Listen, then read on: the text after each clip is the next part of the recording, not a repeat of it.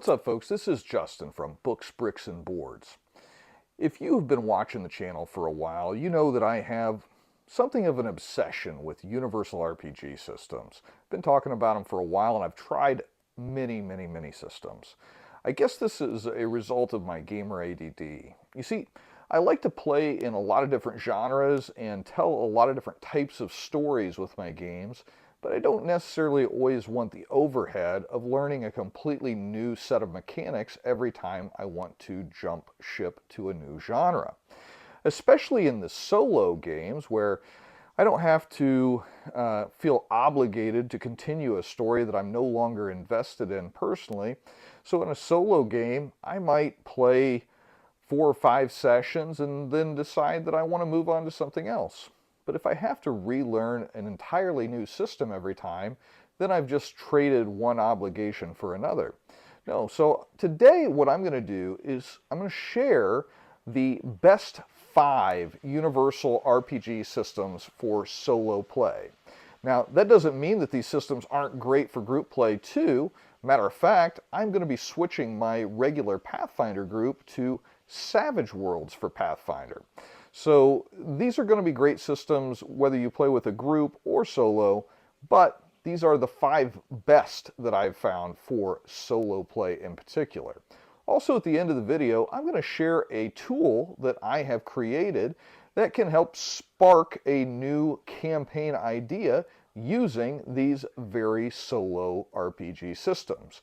So without further ado, let's get into my top 5 universal RPG systems for solo play. At number 5, this is probably the simplest of the systems I'm going to talk about today, and it is actually the system that is built into the Mythic Emulator. So now, not all versions of the Mythic Emulator are going to come with the built-in system to play. For example, the new 2nd edition does not have the rules that I'm going to be talking about today. But this 2022 revised edition of the Mythic Role-Playing has the emulator that you need, as well as a very simple RPG system. Now, this system, what I like about it, it's D100, so it's very easy to understand. Also, it utilizes the Mythic fate chart and really makes, it brings back the old Marvel superheroes face rip system for me. It measures out the attributes and the skill ranks in terms that are very similar to the old feeble, poor, typical, good, excellent, remarkable, incredible, amazing, monstrous, unearthly, Shift X, Shift Y, Shift Z, Class 1000, Class 3000, Class 5000, and beyond skills that were found in the old Marvel game. Also, it does play out the way you would think that a word mill press RPG would. One of the great things about it is so generic in its application that you could easily apply it to sci-fi, pirates. You could play superheroes with it, and the skills, the character creation is all going to be pretty much the same. It's just how you dress it up, but the numbers behind it stay the same. So this is going to be a very simple one to use, and I think that it's rather affordable too. I believe I got this copy through Drive-Thru RPG for maybe about 15 or 20 bucks. So great thing about this is it also comes with the fantastic Mythic GM Emulator right in this same slim book. So that is my number 5 universal RPG system for solo play. And at number 4, I have the Cypher System. This is an RPG based off of the Numenera role-playing game by Monty Cook. And the great thing about this, what makes it fantastic for your solo RPG experiences, is going to be that you can really create any character for the main character of your story that you can conceptualize in your mind. The way the characters are created with this is really focused more on a sentence than a specific set of mechanics. Your character is an adjective, noun, who verbs. With that said, each of the different aspects of this sentence does control a different aspect of the character creation, but you can really do some fantastic things. The focus at the end, the verb, actually does allow you to do some very creative things that would be unthinkable in most rule sets, because it can get very far away from what your core character is up to that point. The core mechanic of the game is rolling to beat a difficulty class, which creates a target number. The class is usually a number between 1 through 10. You take that times 3, and that is going to be the target number you're going to hit on a D20 roll. You'll get some bonuses, and you might be able to remove some levels of difficulty class through the different features of your character. But that is really going to be the basis for all gameplay elements in the game. They do have pools of your different aspects of your character that you use as currency, as well as your hit points. And the book itself, the core rule book, does have some great starter ideas for several different genres. If you want to play in one of them, you've got everything you need right off the bat in this one book. And coming in at number 3, I have the Index Card RPG. This is the Master Edition. I do love this book. It's got a ton of great resources for game masters inside of it. It will make you a better game master if you read it. It did me. And what makes it great for solo play as a universal system is going to be that it is very simple and familiar. Basically, what it does is boils down the essential parts of the 5e system and gets rid of everything you don't need. For example, your statistics, rather than being an arbitrary number between 3 and 18 when you only really care about the modifier, this just gets right to the point and all you have is the modifier. It also has some interesting takes on things, like it uses a system called effort, which is similar to hit points and can be applied across social encounters and chases and all manner of different conflicts and competitions. Another thing I like about it is that it uses a set scene difficulty class. So for example, if the scene difficulty target number was going to be a 15, that would apply to everything you're doing in there: picking a lock, hitting the enemy, or jumping over a chasm. Now, some actions within that scene could be easy, so you'd lower it by 3, and some of them could be hard, so you'd raise it by 3. So it makes it a very simple system. It also has some examples inside of some different types of genre campaign worlds, and like I said, it is an absolute beast of knowledge that you can unleash upon your players by using some of the tips and tricks in here as a GM.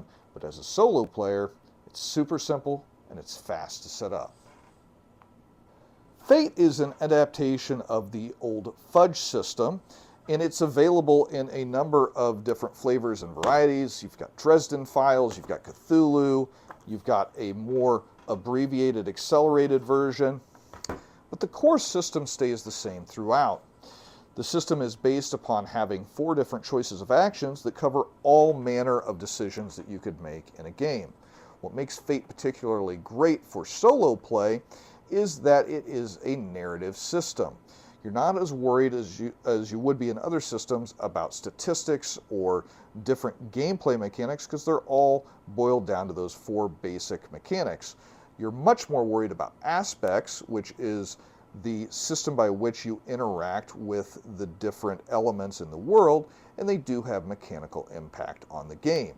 Fate is very simple to create new worlds and settings, and it handles a large number of different genres using the same mechanical system. It works very well, and it is extremely quick to create obstacles and adversaries, as well as characters to play. So Fate is a fantastic choice for a universal role-playing system for a solo player. All right, no surprise here. Number 1 for me is going to be Savage Worlds.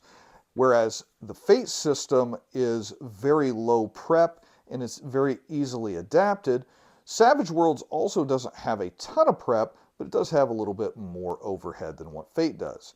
But where Savage Worlds beats Fate hands down is that it doesn't ever feel samey to me. The mechanics can be adjusted with a number of setting rules and different tweaks and nudges here and there that will make the game feel very specific to the genre that you're trying to depict. I really like the character creation process. I feel like you could create anything that you could imagine here, much like with the Cypher System. And I love the single mechanic, trying to hit a target number of 4, rolling your wild die and whatever your skill rank is to hit that number. The exploding dice creates drama and tension, which is great in a solo experience.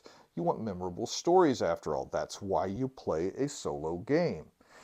There are tons of examples within the core rule book, but then also there are dozens and dozens of different genres available in specific world settings, as well as their fantastic companion book series. So with Savage Worlds, you kind of get the best of all worlds. You get a nice, simple mechanic system that can do all the genres, and you have tons of examples to draw from to create your own worlds. So if I want to play something fast and on the fly, I'll pick up Fate. But if I want to play something that I'm going to invest myself in and try to really build something special, Savage Worlds is going to be the system that I go to. There's probably a reason that Trevor on Me, Myself, and Die chose Savage Worlds for his first campaign. That is a fantastic watch. If you haven't done so, you need to check that out. But Savage Worlds is my #1 universal RPG system for solo players. And as promised, I'm going to share my campaign spark table. So I mentioned that I have gamer ADD and I like to play in a lot of different worlds and genres, especially in my solo play. Well, sometimes I just want to surprise myself, so I put together a table that includes a lot of my personal favorites. This would be something that you could adjust for your own use and potentially make much more applicable to your tastes and desires. But with this table, you basically grab a pile of dice, you roll it, and it gets you a very nice start to a campaign. So there is a table with the stakes. What is the story going to affect? Is it going to affect just like the town or city you're in, the region you're in, the entire world, or maybe it is something cosmic, or maybe it's supernatural or beyond the world as far as the stakes go. The state of the world. What is going on in the world? What is the tenor of the nature of the world at the time that your game is taking place? What kind of an event is creating the need to act for the players? That's the initiating conflict. Then for the genre, basically what I have done here is I've taken all of the different movie types that I really gravitate towards, and then I roll on this table twice in order to create a mashup that would create an interesting genre to play in. For villain traits, I like to roll on my villain traits table twice to create something that's a little bit interesting. And then last but not least, I've got a table for problems. This is going to be something that vexes my main character and gives him a little bit more of an interesting backstory. So for example, let's go ahead and roll the dice and see what I come up with. So on the stakes table, D4, I got a 2. It's regional. So I think this is probably something that is going to impact maybe the entire region. For example, after I roll everything else, I'll know better, but maybe the Midwest, perhaps. And then the state of the world, expansion. So we are looking at a time when the society around the story is growing and it's booming. Things are going well. And then we've got initiating conflict. Retrieval means I'm going to have to try to find or get something, perhaps before the big bad can do so. And then for my 2 genre rolls, I got a 10 and a 7. I did have a 7 before I knocked it over. So comedy Western. So it's going to be a fun Western type filled game. And then for my villain traits, I got tragic. So maybe the villain isn't all that bad of a guy. He just had a bad backstory. Let's roll again and see what a second one would be. So tragic and maniacal. Maybe he's been driven crazy by whatever tragic story happened to him. And then the problems, I rolled a 12, ill-equipped. So there is something about this story that is going to be hard for my character to create the solution for. So I'm trying to retrieve something. It's in a period of expansion. Regional impact for the stakes. It's a Western comedy.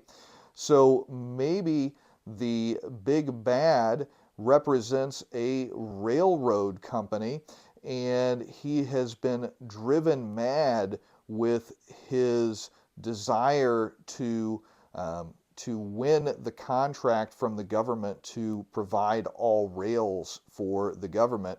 And this is going to have a regional stake on the West. And the fact that I need to retrieve something, perhaps there is a particular treaty that I need to be procuring from a local people that would allow a different company than the villains to get the contract that he needs. But you can see how rolling on this, you could create some very interesting stories. And especially as a solo player, you want to be surprised occasionally, and this would be a good way to do so. So for what that's worth, if you want to use it, great. If not, totally understand, but I thought I would share my work with you. So until next time, this has been Justin from Books, Bricks, and Boards. If you enjoyed the content, please be sure to make a comment down in the video, and be sure to like, share, and subscribe. Until next time, good gaming, and God bless.